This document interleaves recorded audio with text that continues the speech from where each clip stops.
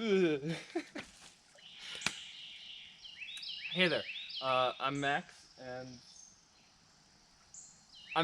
and this is my first time ever really using this thing, I guess.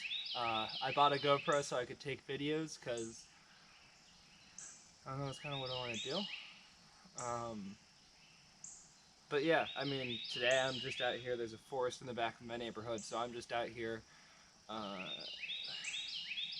gonna go through the creek in the forest. Uh, Look for some, I guess, crayfish, crawdads. I don't know. People tell me I call them weird names, but you know, tiny lobsters. Maybe a frog. If I see a snake, I'll try to catch it. I don't know. Just ooh, little salamander. Hold on. Ooh, that was a frog. I don't know. I just saw something hop in the water. Oh, I can't believe I didn't see that. Oh, it was right next to my foot. Oh man. You know, I know you would expect it because it's a forest and everything's dying all the time and just other things are coming to life. But it really kind of smells out here. Like, I'm really close to the ground and it makes sense because A, water, B, hummus. Not like the type that you eat, but it's pretty much just like all the dead leaves on the forest floor constantly decomposing, creating topsoil. There are a number of things that eat it, like roly-polies,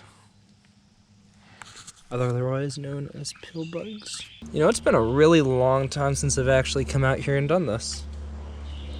I remember when I was a kid, I would come out to this forest almost every other day during the summer.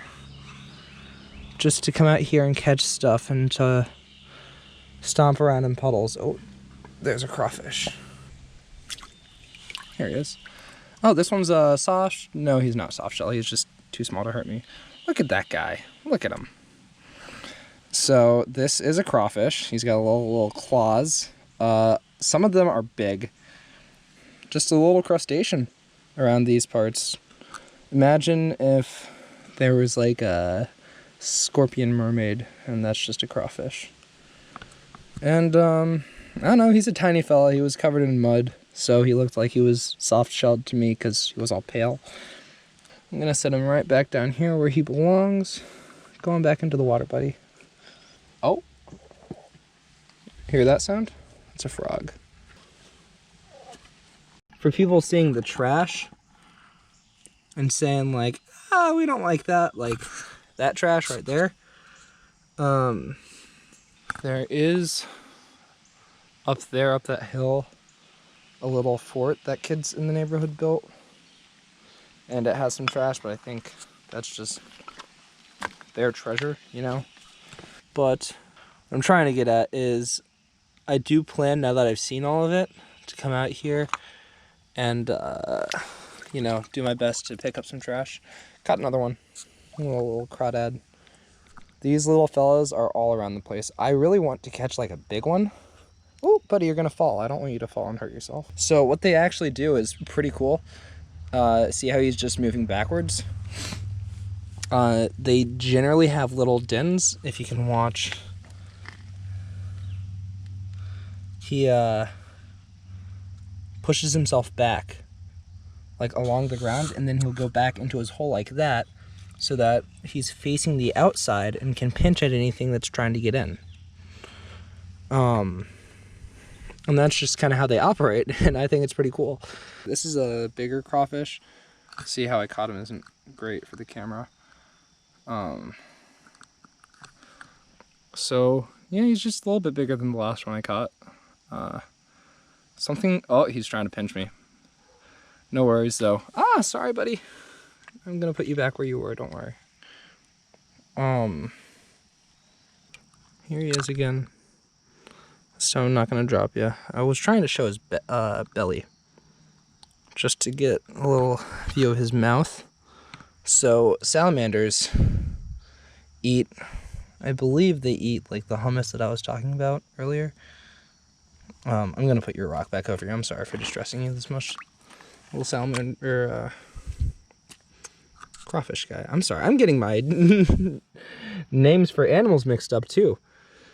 But I believe they also eat the hummus that I was talking about. I believe they're omnivores. They eat like leaves that have fallen. And they eat, they eat meat too, like minnows if they can catch one, or a salamander if they can catch one as well. I don't know if you can really see him that well, but right there's a salamander. Do you see him? Doesn't like that. Oh, right there too. Do you see it? You know what? I don't really want to touch him, because something that is true is that, oh, look at this dragonfly.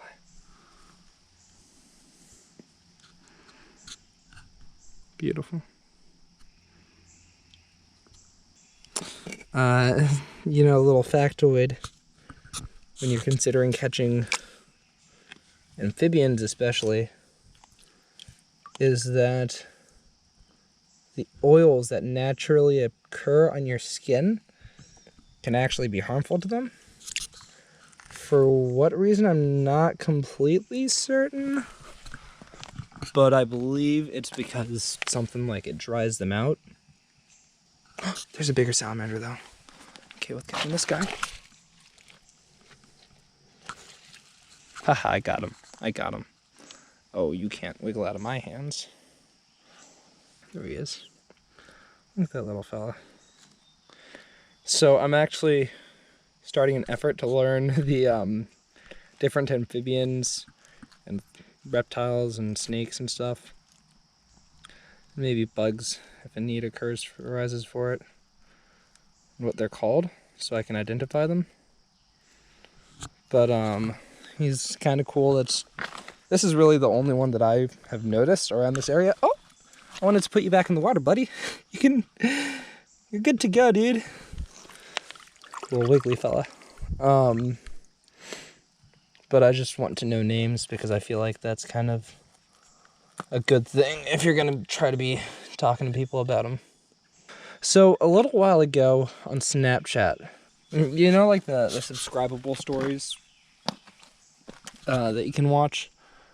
I saw one it's the What If series, and it said, what if mosquitoes were to all just die?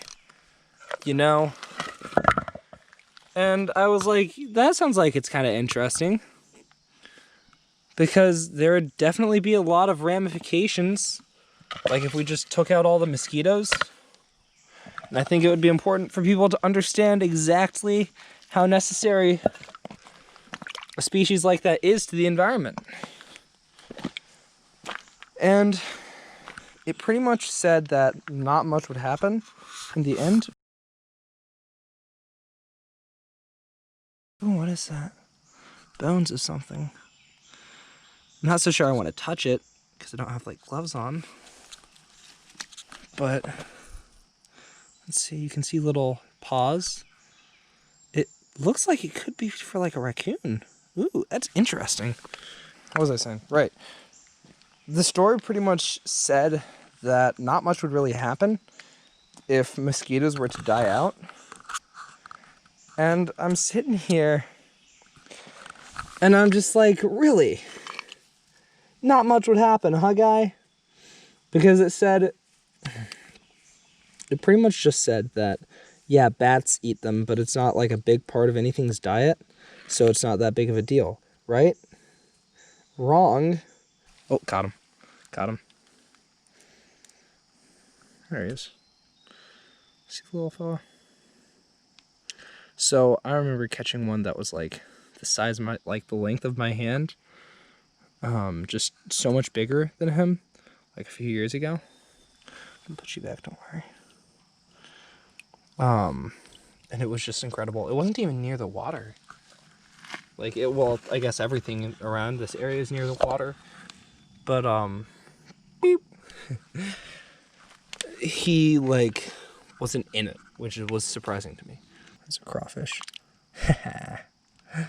Oh, there's another one. Can I make them kiss? Oh, I'm getting pretty good at catching them. Kiss. Kiss. Whenever I have come out here with other, like, actual people, instead of just a camera, you know, hey, look, an acorn. The people have always just wanted to, I should look under this rock, that'd be cool. That'd be good, wouldn't it? The people have just wanted to, like, do different things and just look at salamanders and stuff, which is really all I need. But the other people want to, like, go all the way down the creek and cause a rampage in it and break things and stuff. And I'm just like, nah, man. There's a pretty more sizable crawfish. Crawdad? I don't know. Right there. There he is. Gotcha. Look at him. Doing his crawdad thing. Beep. I was hoping that'd be a bigger one. Maybe the size of the rock directly correlates to the number or size underneath. So if I get the biggest rock and I flip it over, there will either be a ton of tiny crawfish or a huge crawfish under it.